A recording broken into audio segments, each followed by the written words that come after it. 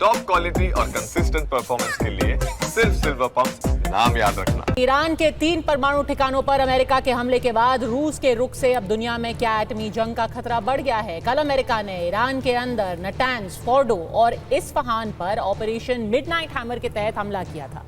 आज उसके कुछ ही घंटों बाद ईरान के विदेश मंत्री रूसी राष्ट्रपति व्लादिमीर पुतिन से मिलने के लिए मॉस्को पहुंचे हैं। इस बातचीत के दौरान पुतिन ने ईरान पर अमेरिकी हमलों की निंदा तो की ही, इसे अनप्रोवोक्ड अग्रेशन भी बताया और कहा कि पूरी दुनिया ईरान के लोगों के साथ खड़ी हुई है। पर यह कोऑपरेशन किस तरीके का होगा?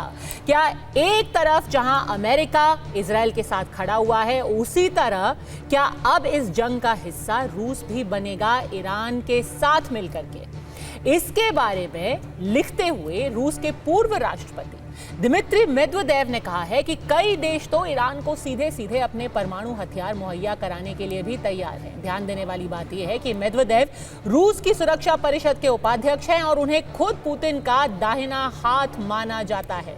इसी इंटरनेशनल कोऑपरेशन को आगे ले जाते हुए पुतिन ने आज अमेरिकी राष्ट्रपति ट्रंप, इजराइल के पीएम नेतन्याहू और यूएई और ईरान के राष्ट्रपति से भी फोन पर ऑपरेशन मिडनाइट हैमर को लेकर बात की। लेकिन जहां एक तरफ रशिया और ईरान एक साथ खड़े हुए दिखाई दे रहे हैं, वहीं डोनाल्ड ट्रंप ने ईरान में सत्ता परिवर्तन की तरफ भी इशारा किया है। एक ट्वीट में उन्होंने कहा, मेक ईरान ग्रेट अगेन, यानी कि मीगा। और इसी ट्वीट को लेकर अब पूरी दुनिया में भारी हलचल।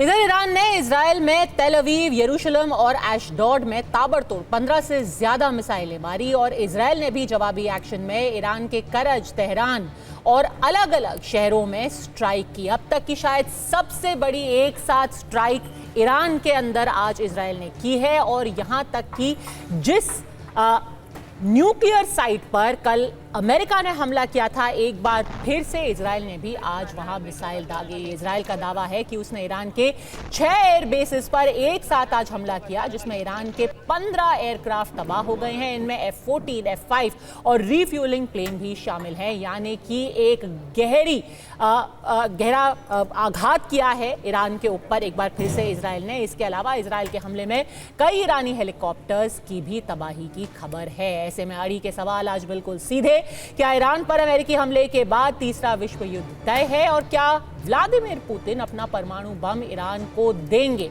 और सबसे बड़ा सवाल ये भी कि डोनाल्ड ट्रंप का क्या मतलब है जब वो कहते हैं मेक ईरान ग्रेट अगेन, यानी कि मीगा? क्या वो खामेनेई को मारकर ईरान में सत्ता परिवर्तन कराना चाह रहे हैं? हमारे साथ चर्चा में जुड़ गए हैं major general Ashwini Siwach, defence expert, group captain doctor DK Pandey हमारे साथ इस वक्त स्टूडियो में मौजूद है, महेश सचदेव पूर्व राजदूत हमारे साथ है और professor Amitabh Singh foreign expert भी हमारे साथ यहाँ पर मौजूद है। प्रोफेसर सिंह, आपसे शुरुआत करूंगी। क्या अब ये तय माना जा रहा है कि डोनाल्ड ट्रंप का अगला निशाना खुद खामनेई ही होंगे? क्योंकि उन्होंने अपनी ट्वीट में क्या कहा है? उन्होंने कहा है मेक ईरान ग्रेट अगेन। में सीधे सीधे सत्ता परिवर्तन की बात नहीं करना चाहता, लेकिन मेक ईरान ग्रेट अगेन कैसे वो बनाएंगे ईरान को ग्रेट? देखिए, डोनाल्ड ट्रंप को कहने का अपना तरीका है, लेकिन डोनाल्ड ट्रंप ये भी जानते हैं कि अगर खामेनेई हटे या सत्ता परिवर्तन हुआ तो यूएस का इन्वॉल्वमेंट बढ़ जाएगा। और अगर यूएस का इन्वॉल्वमेंट बढ़ता है तो जो मागा मूवमेंट है वो उसके खिलाफ जाएगा, क्योंकि ये कहते थे कि हम पीस करने आए हैं। और यूएस लॉन्ग टर्म इन्वॉल्वमेंट किसी भी तरह से अपने आप को करना नहीं चाहता। तो फिर क्या ये सिर्फ पोस्चरिंग है? ये बार बार ट्वीट करके कहना कि हम खत्म कर देंगे, मेक ईरान ग्रेट अगेन, सत्ता परिवर्तन नहीं करना क्या चाह रहे हैं, कहना क्या चाह रहे हैं? ये पोस्चरिंग है जो ईरान की जनता को ये बताना चाहते हैं कि देखिए अब समय आ गया है कि अब अगर आप मंच पे नहीं आते, हमारे साथ डिस्कस नहीं करते हैं, तब सत्ता परिवर्तन के लिए हम तैयार हैं। और इसी तरीके से इजराइल ने भी उनके जेलों को बॉम्ब किया है कि जो जितने पॉलिटिकल डिसिडेंट्स थे, जितने उनके ऑपोजिशन थे, वो शायद बाहर आ जाएं। तो ये सब देखते हुए ये लग रहा है कि सत्ता परिवर्तन उनका ध्येय होगा, लेकिन वो ईरानी जनता चाहेगी तो। लेकिन इस समय ईरान में ना कोई मूवमेंट है, ना कोई प्रतिपक्ष है कि वो इसका बेड़ा उठा सके। अमेरिका के चाहने से, इजराइल के चाहने से वहां परिवर्तन नहीं होगा। और शिया इस्लाम में आप देखेंगे पंजा जी, एक शहादत की बहुत बड़ा रोल है। उस शहादत के हिसाब से खमेनी साहब वहां रूल कर रहे हैं। तो इस समय जो माहौल है, जिस तरह से बॉम्बिंग की जा रही है, जिस तरह से उनके न्यूक्लियर इंफ्रास्ट्रक्चर को तोड़ा गया है, ईरानी जनता को एक मानसिक आघात तो पहुंचा ही है और साथ साथ एक जो देश प्रेम की भावना है वो भी बहुत प्रबल हो गई है। तो उन सब चीजों को देख के लग रहा है कि वहां स्वतः सत्ता परिवर्तन तो होने से रहा। हाँ, ये है कि 1-2 साल बाद लेजिटिमेसी जब यहां कम हो जाएगी तो हो सकता है एक मूवमेंट बने और उसमें खामेनेई बदले जाएं।